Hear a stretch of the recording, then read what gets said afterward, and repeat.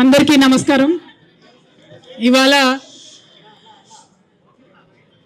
తెలంగాణ జాగృతి సంస్థను ప్రారంభించి దాదాపు 18 సంవత్సరాలు దాదాపుగా కావస్తున్నటువంటి సందర్భం.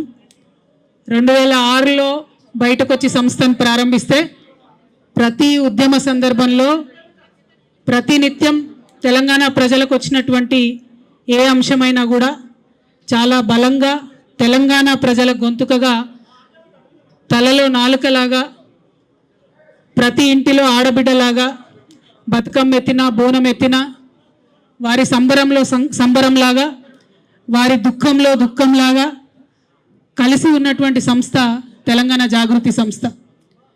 తెలంగాణ జాగృతి సంస్థ పుట్టింది ఇద్దరు వ్యక్తుల యొక్క స్ఫూర్తితోని. ఒకటి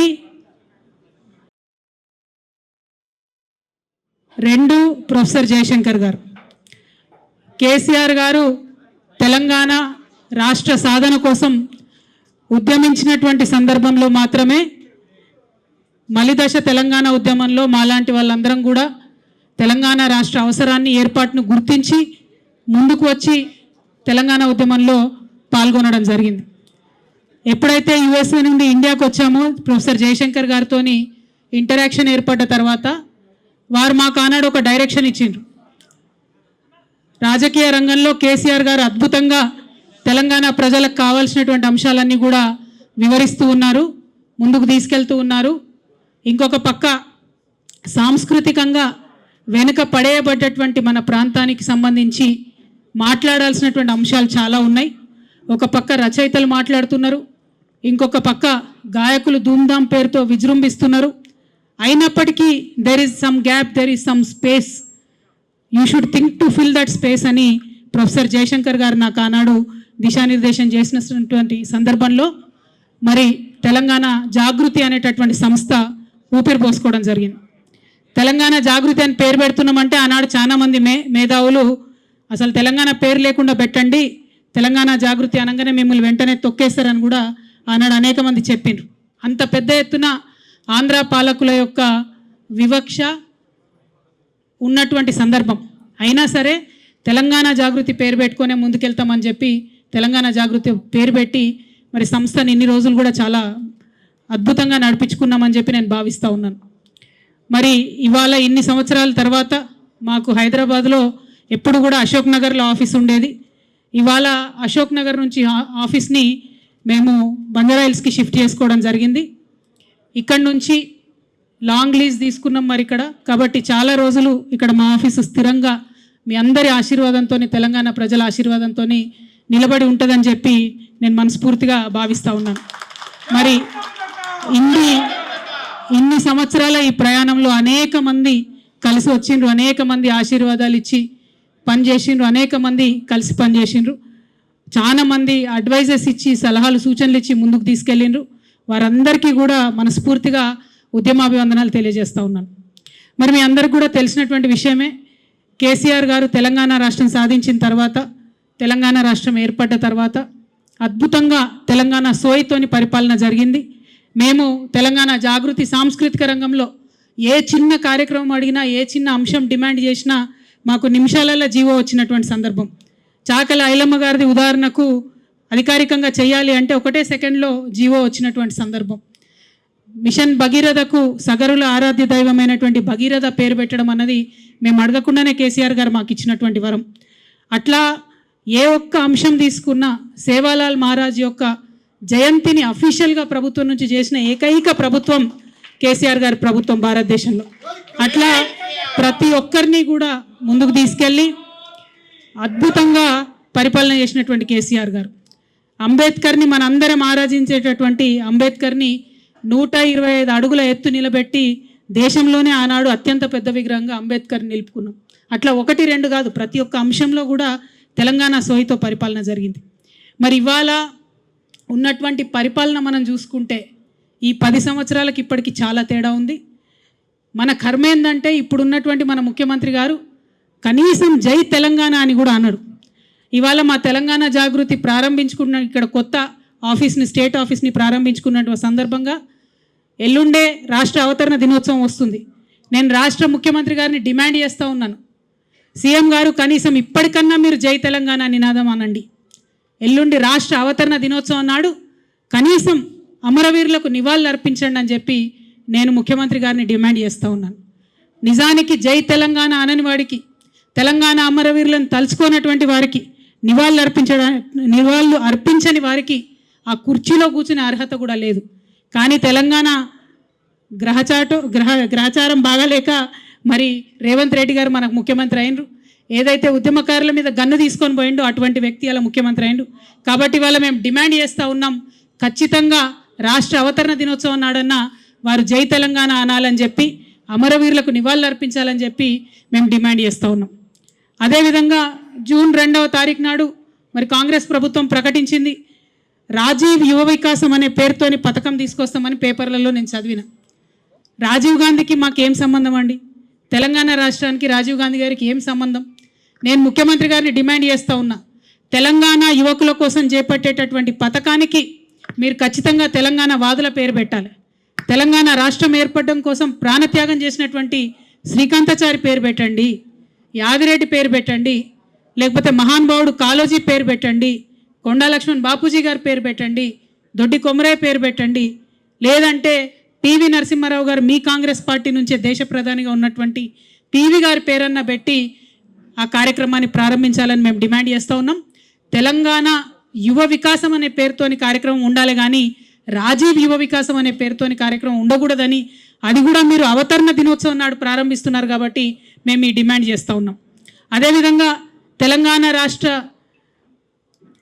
ఏర్పాటులో ఏమాత్రం భాగస్వామ్యం లేనటువంటి అనేక అంశాలను ముఖ్యమంత్రి గారు ప్రతిపాదిస్తున్నారు, కానీ తెలంగాణ రాష్ట్రం యొక్క నీళ్లు తరలించుకొని పోతూ ఉంటే మాట్లాడలేనటువంటి పరిస్థితి ముఖ్యమంత్రిది ఉన్నది.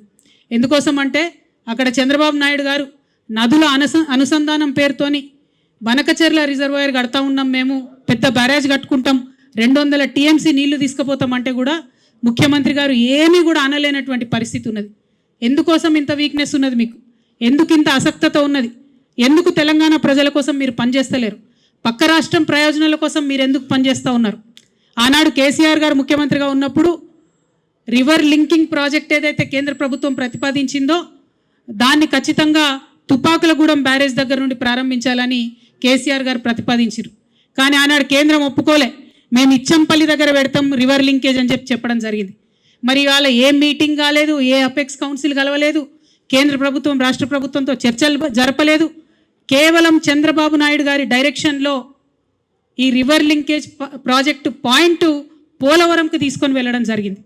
పోలవరం నుండి 200 TMC గోదావరి నీళ్లను మొత్తం కూడా తీసుకెళ్ళిపోతున్నారు. ఇవాళ గోదావరి కావేరి చెన్నైకి నీళ్ళు ఇవ్వాలని చెప్పేటటువంటి వంక పేరు మీద గోదావరి నది నీళ్లు పర్మనెంట్గా తెలంగాణకు దూరం కాబోతూ ఉన్నాయి. మరి అయినా కూడా ముఖ్యమంత్రి గారు మాట్లాడతలేరు. ఇది చాలా దారుణం. ఎల్లుండి జూన్ 2న తెలంగాణ రాష్ట్ర అవతరణ దినోత్సవం నాడు ముఖ్యమంత్రి గారు ఒక స్పష్టమైన ప్రకటన దీని మీద చేయాలి. అపెక్స్ కమిటీ మీటింగ్ ఇమ్మీడియట్గా పిలవాలని చెప్పి డిమాండ్ చేయాలి. మనకేదైతే 200 TMC నీళ్ళు నష్టపోతామో మన నీళ్ళ మీద మనకు వాటా కావాలని చెప్పి ముఖ్యమంత్రి గారు డిమాండ్ చేయాలని నేను కోరుతా ఉన్నాను. కేసీఆర్ గారు కాళేశ్వరం ప్రాజెక్ట్ ఎందుకోసం కట్టిండ్రు? ఈ 200 TMCల హక్కు మనకు తెలంగాణకు ఉండాలని చెప్పి వారు కట్టిండ్రు. మరి అలా కేసీఆర్ గారు కాళేశ్వరం కట్టి 4 సంవత్సరాలుగా ప్రతి సంవత్సరం 20 లక్షల ఎకరాలకు నీళ్ళు ఇస్తుంటే మీరు చూసి ఓర్వలేక ఇవాళ కేసీఆర్ గారికి నోటీస్ ఇచ్చిరా? 1 కోటి ఎకరాల మాగాణం తెలంగాణ వేసినందుకు కేసీఆర్ గారికి ఇలా మీరు నోటీసులు ఇచ్చిండ్రా? రైతులకు రైతు బీమా పేరుతోనే ఆదుకున్నందుకు మీరు నోటీసులు ఇచ్చిండ్రా? రైతు బంధు పేరుతో ఆదుకున్నందుకు మీరు నోటీస్ ఇచ్చిండ్రా? కేసీఆర్ కిట్ ఇచ్చినందుకు నోటీస్ ఇచ్చిండ్రా? తెలంగాణ ప్రజలకు మేలు చేసినందుకు నోటీస్ ఇచ్చిరా? ఎందుకోసం నోటీస్ ఇచ్చిండ్రు? అది అసలు కాళేశ్వరం కమిషనా, కాంగ్రెస్ కమిషనా అని ముఖ్యమంత్రి గారు నేను ప్రశ్నిస్తూ ఉన్నాను. ప్రతి తెలంగాణ బిడ్డ కూడా బాధపడుతూ ఉన్నారు. తెలంగాణ జాతిపిత అయినటువంటి కేసీఆర్ గారి మీద మీరు ఇవాళ నోటీసులు ఇవ్వడం అంటే యావత్తు తెలంగాణకు నోటీసులు ఇచ్చినట్టే అని నేను భావిస్తూ ఉన్నాను. ఎందుకోసం ఈ మాట చెప్తా ఉన్నామంటే ఆ బక్కపల్సటి మనిషి ఒకసారి పిడికిలెత్తి బయలుదేరితేనే ఇవాళ తెలంగాణ రాష్ట్రం వచ్చింది. తెలంగాణ రాష్ట్రం వచ్చింది కాబట్టే మీరు ఇవాళ తెలంగాణ రాష్ట్రానికి ముఖ్యమంత్రిగా ఉన్నారు. అది మర్చిపోయి అటువంటి వ్యక్తికే మీరు ఇవాళ నోటీస్ ఇవ్వడం ఎందుకోసం ఇస్తూ ఉన్నారు? మొత్తం ఈ నోటీస్ ఏంది, ఈ కమిషన్ ఏంది, ఈ కథ ఏంది, తెలంగాణ జాగృతి సైనికులంతా కూడా యావత్ రాష్ట్రానికి జూన్ 4వ తారీఖు నాడు ఒక మహాధర్నా చేస్తాం. మేము ఆ ధర్నాలో అన్నీ కూడా వివరిస్తాం. మీ కుట్ర ఏంది, కాళేశ్వరం ఏంది, ఇవన్నీ కూడా వివరిస్తాం. జూన్ 4వ తారీఖు నాడు ఒక మహాధర్నా చేపట్టబోతా ఉన్నాం ఇందిరా పార్క్ దగ్గర తెలంగాణ జాగృతి తరఫున. ఖచ్చితంగా అక్కడ మొత్తం కూడా మీరు ఎట్లా గుత్తేదారులకు వంతబాడుతున్నారు, ఎట్లా తెలంగాణ రైతాంగాన్ని ఎండబెడుతున్నారు, ఎందుకోసం కాళేశ్వరం ప్రాజెక్టు మీరు వాడతలేరు, ఎందుకు నిర్వీర్యం చేస్తున్నారు, ఈ అంశాలన్నీ కూడా తెలంగాణ ప్రజల ముందు బట్టబయలు చేస్తామని చెప్పి ఈ సందర్భంగా మేము తెలియజేస్తూ ఉన్నాం. అదేవిధంగా మీకు తెలుసు తెలంగాణ జాగృతి అనేక కార్యక్రమాలు చేసుకుంటూ వచ్చింది. బీసీ బిల్లు కోసం గత సంవత్సరంన్నరగా మేము పోరాటం చేస్తూ ఉన్నాం. కానీ నిన్ననే ముఖ్యమంత్రి గారు వెళ్ళి మోడీ గారిని కలిసిరు, దేశ ప్రధానమంత్రిని. అనేక ప్రాజెక్టుల గురించి మాట్లాడినారు కానీ బీసీ బిల్లు గురించి మాట్లాడలేదు. ఇవాళ బీసీ బిల్లు ఈ రాష్ట్రంలో పెట్టించగలిగినామంటే, ఒకటి కాదు 2 బిల్లులు పెట్టించినామంటే దాంట్లో తెలంగాణ జాగృతి యూపీఎఫ్ పాత్ర ఉందన్న విషయాన్ని తెలంగాణ బీసీ బిడ్డలు ఎప్పుడు కూడా విస్మరించారని చెప్పి సందర్భంగా నేను గుర్తు చేస్తూ, మీరు మర్చిపోవచ్చుగాక కానీ మేము మర్చిపోలేదు. బీజేపీ వాళ్ళకి హెచ్చరిక చేస్తూ ఉన్నాం, మీరు బీసీ బిల్లును డీప్ ఫ్రిడ్జ్లో పెట్టే ప్రయత్నం చేస్తే కొన్ని రోజుల తర్వాత మళ్ళా జాగృతి కార్యాచరణ తీసుకుంటుంది. ఖచ్చితంగా కేంద్రానికి సెగదలిగే విధంగా రైల్ రోకో లాంటి కార్యక్రమాలను కూడా తీసుకొని పెద్ద ఎత్తున ముందుకెళ్తామని చెప్పి, బీసీలకు 42% రిజర్వేషన్లు లోకల్ బాడీ ఎన్నికలు పెట్టే లోపలనే తెలంగాణ జాగృతి తరఫున పోరాటం చేసి సాధించుకుంటామని కూడా ఈ సందర్భంగా తెలియజేస్తూ ఉన్నాం. అట్లానే తెలంగాణ మహిళలకు మీరు ప్రామిస్ చేసినటువంటి 2500 రూపాయలు ఏదైతే ఉందో అది సాధించే వరకు కూడా తెలంగాణ జాగృతి విశ్రమించకుండా కూడా పోరాటం చేస్తుందని ఈ సందర్భంగా తెలియజేస్తున్నాం. తెలంగాణ స్టూడెంట్స్కి, ఆడపిల్లలకు ముఖ్యంగా మీరు ఇస్తామన్న స్కూటీలు ఇవ్వకుండా చేస్తున్నటువంటి మోసాన్ని కూడా ఖచ్చితంగా ప్రతి కాలేజ్కు, ప్రతి విద్యార్థి దగ్గరికి తెలంగాణ జాగృతి విద్యార్థి విభాగం నుంచి వెళ్ళి పోరాటం చేసి సాధించుకుంటామని కూడా ఈ సందర్భంగా తెలియజేస్తూ ఉన్నాం. తెలంగాణ జాగృతి నుండి మైనారిటీ హక్కుల కోసం కూడా పెద్ద ఎత్తున ఉద్యమం చేస్తాం. ఎన్నడూ లేని విధంగా తెలంగాణ జాగృతిలో మైనారిటీ ముస్లిం విభాగాన్ని, మైనారిటీ క్రిస్టియన్ విభాగాన్ని, మైనారిటీ సిక్ విభాగాన్ని కూడా ప్రారంభించి మైనారిటీ సమస్యలపైన పెద్ద ఎత్తున పోరాటం చేస్తామని కూడా ఈ సందర్భంగా తెలియజేస్తూ ఉన్నాం. అట్లానే మన బంజారాల కోసం, ఆదివాసుల కోసం ఎస్టీ విభాగాన్ని ఏర్పాటు చేసుకుంటున్నాం. మేము గత 13 ఏళ్ల కింద తెలంగాణ జాగృతి నుంచి ఉద్యమించి పోరాటం చేస్తేనే ఇవాళ అసెంబ్లీలో అంబేద్కర్ బొమ్మ అక్కడ నిలబడి ఉన్నది. తెలంగాణ జాగృతికి దళిత బిడ్డలకు చాలా అవినాభావ సంబంధం ఉన్నది. అందుకే సపరేట్గా ఒక ఎస్సీ విభాగాన్ని కూడా ఏర్పాటు చేసి దళితులకు ఉండేటటువంటి సమస్యల మీద పోరాటం చేస్తామని ఈ సందర్భంగా నిర్ణయం తీసుకుంటా ఉన్నాం. అదేవిధంగా మరి అనేకమైన అంశాలు మేము పనిచేస్తూ వచ్చినాం, ఇక ముందు కూడా పనిచేస్తాం. మేము పనిచేస్తుంటే ఓర్వలేనటువంటి కొంతమంది మరి చాలా మాటలు మాట్లాడుతూ ఉన్నారు. వారందరి ఆశల్ని అడియాశలు చేస్తూ నేను ఇవాళ ఒక ప్రకటన చేస్తూ ఉన్నాను. కేసీఆర్ గారికి 2 కళ్ళలాగా ఒక కన్ను బీఆర్ఎస్ అయితే ఇంకో కన్ను జాగృతి అయి నిలబడుతుందని చెప్పి ఈ సందర్భంగా మేము తెలియజేస్తూ ఉన్నాం. కేసీఆర్ గారి మీద ఈగ వాలితే కూడా ఊరుకోము. రేవంత్ రెడ్డి గారు ఆనాడే మీరు గన్ను పట్టుకొని ఉద్యమకారుల మీదకి పోతే మిమ్మల్ని చుక్కలు చూపించినాం. భయపడి తెలంగాణలో తిరగలేక మీరు గన్ను పట్టుకొని ఆనాడు తిరిగిండ్రు.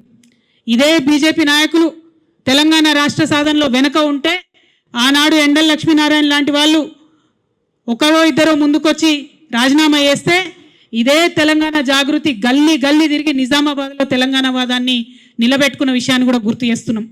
ఇవాళ అంశాలన్నీ మర్చి బీజేపీ వాళ్ళు తెలంగాణ కోసం ఒక్క మాట కూడా మాట్లాడకుండా 8 మంది ఎంపీలను గెలిపించిన నీళ్లు మనవి తరలించకపోతుంటే మాట్లాడకుండా ₹1 నిధులు కూడా కేంద్ర బడ్జెట్ నుంచి మాకు ఇవ్వకుండా మీరు చేస్తూ ఉన్నారు. ఖచ్చితంగా బీజేపీ వాళ్ళు ఒకవేళ బీసీ బిల్లు మీద మీరు ముందడుగు వేయకపోయినా, గోదావరి జలాలలో మన వాటాను కాపాడకపోయినా మళ్ళీ తెలంగాణ జాగృతి పవర్ ఏందో ఖచ్చితంగా చూపిస్తాం అని చెప్పి ఈ సందర్భంగా తెలియజేస్తూ, మరి ఇన్ని రోజులు అనేకమైన అంశాల మీద పోరాటం చేసినటువంటి జాగృతి సంస్థ ఇంకా పెద్ద ఎత్తున విస్తరించుకొని తెలంగాణ ప్రజల దీవెనలతోని ముందుకు వెళ్తామని ఈ సందర్భంగా తెలియజేస్తూ మరి మేము కొత్త ఆఫీస్ ఇక్కడ ఏర్పాటు చేసుకున్న సందర్భంగా తెలంగాణ తల్లులందరి దీవెన కూడా మాకు ఉండాలని చెప్పి, తెలంగాణ అన్నదమ్ములందరి యొక్క సహాయ సహకారాలు కూడా మాకు ఉండాలని చెప్పి మనస్ఫూర్తిగా నేను కోరుకుంటూ, ఇంత పెద్ద ఎత్తున ఇక్కడికి వచ్చి మా ఆఫీస్ని సందర్శించి మాకు చేయూతనిచ్చినటువంటి మీడియా మిత్రులందరికీ కూడా మనస్ఫూర్తిగా నేను ధన్యవాదాలు తెలియజేస్తూ, మరి మా మహాధర్నా యొక్క పోస్టర్ని కూడా ఇప్పుడు రిలీజ్ చేసుకుంటామని ఈ సందర్భంగా తెలియజేస్తున్నాను. Thank you. జై తెలంగాణ, జై జాగృతి, జై కేసీఆర్, జై తెలంగాణ.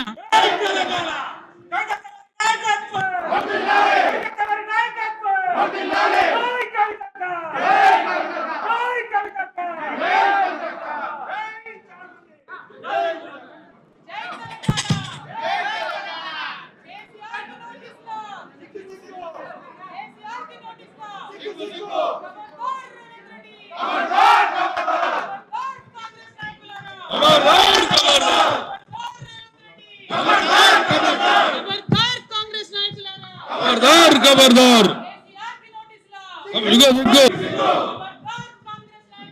खबरदार खबरदार जय जय तेलंगाना, जय जय केसीआर, जय जय जागृति.